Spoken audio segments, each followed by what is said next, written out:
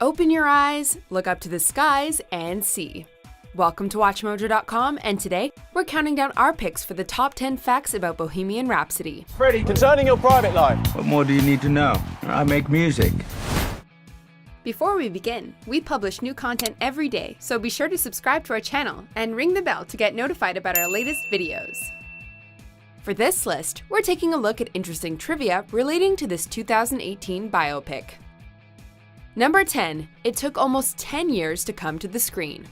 Bohemian Rhapsody had a long, complicated journey to the silver screen, enduring numerous setbacks. Before we delve deeper into some of the more notable production problems, let's go back to the film's roots. Queen guitarist Brian May initially announced the biopic during a 2010 interview with BBC.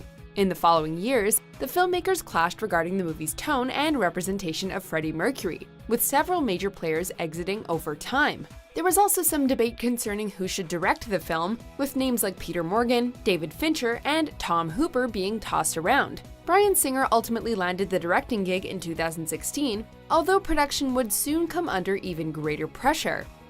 Number 9. Sacha Baron Cohen was originally cast as Freddie Mercury. When it was announced in 2011 that Sacha Baron Cohen would be playing Freddie Mercury, the casting was met with high praise from Brian May, who later described the actor as a perfect choice.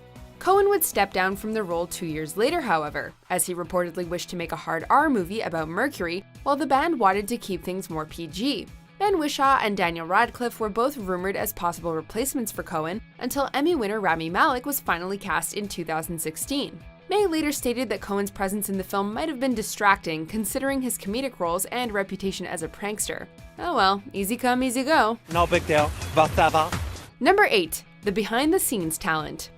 Bohemian Rhapsody reassembles Brian May, drummer Roger Taylor, and Queen manager Jim Beach to all serve as producers. The producing team is also comprised of Hollywood A-listers like Robert De Niro, who needs no introduction, and Graham King, who took home an Academy Award for the Best Picture-winning film, The Departed.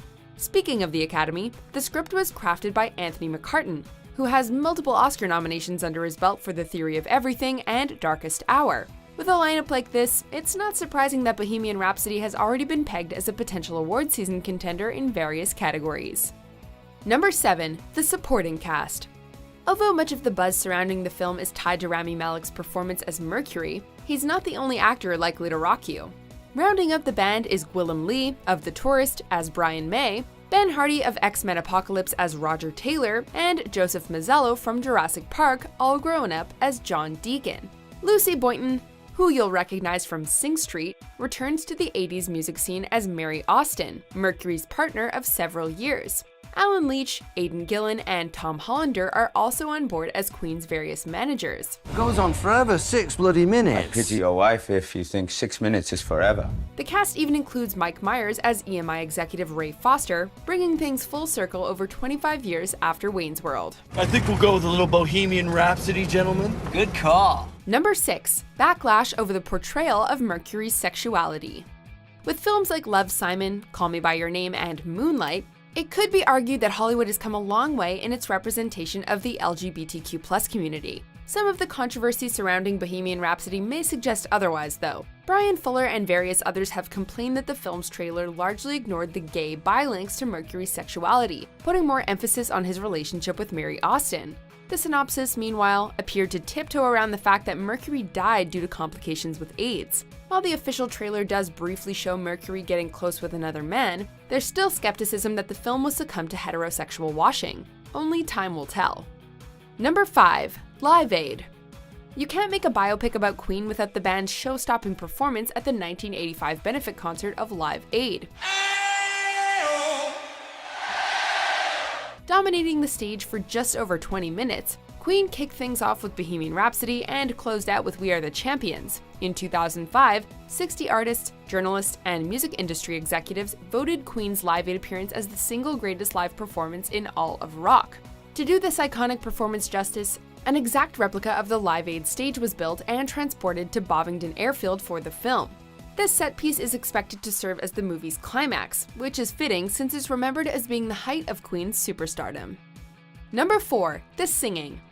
Rami Malek certainly shares a physical resemblance to Freddie Mercury, and there's little doubt that he has the charisma to pull the role off. You don't want to mimic Freddie. You want to be able to understand why he did what he did.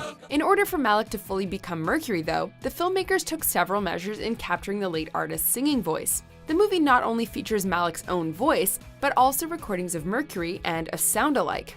Speaking with Entertainment Weekly, Malek stated, quote, "We're going to use Freddie as much as possible, and use myself as much as possible." At the time, Malek was reportedly at Abbey Road Studios in London, where a number of famous artists have recorded over the years, including Queen. The greatest honor, I think, from playing someone like Freddie Mercury is getting the acceptance of, the legendary bandmates. Number 3, Bryan Singer left during production. As mentioned before, the film's production was plagued with problems, many of which were linked to director Bryan Singer. About 3 months after principal photography began, it was reported that Singer had unexpected unavailability. Singer allegedly didn't return to the set following the Thanksgiving break.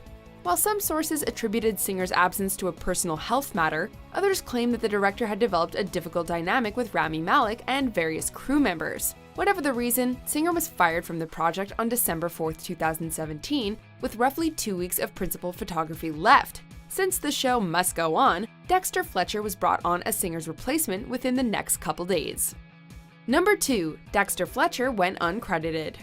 Dexter Fletcher was actually hired to direct Bohemian Rhapsody long before Singer came aboard, although he left the project in 2014 due to disagreements with Graham King. When Singer dropped out, however, Fletcher returned to save the struggling picture. According to Fletcher, about 2/3 of principal photography had been finished when he signed up to complete the film. Although Brian May praised Fletcher on Instagram for getting the movie back on track, it was announced in June 2018 that Singer would retain the sole directing credit due to the rules set by the Directors Guild of America. When asked about who would receive the credit a month earlier, Fletcher reportedly said, quote, "It doesn't matter." Number 1, it's more of a Queen biopic than a Freddie Mercury biopic. Since Rami Malek takes center stage on the film's posters, one would assume that Bohemian Rhapsody is all about Queen's lead vocalist. While Malek is being promoted as a lead actor, the film reportedly won't be a traditional biopic about Freddie Mercury. Rather, it's a Queen biopic that explores the band's early struggles, ascension to fame, and the tragedy that befell them, celebrating their music every step of the way.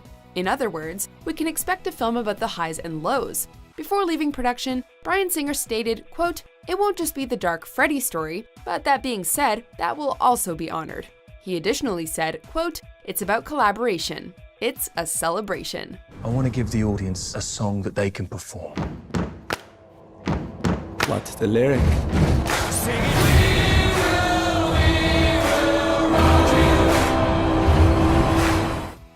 Do you agree with our picks? Check out these other great clips from WatchMojo, and be sure to subscribe and ring the bell to be notified about our latest videos.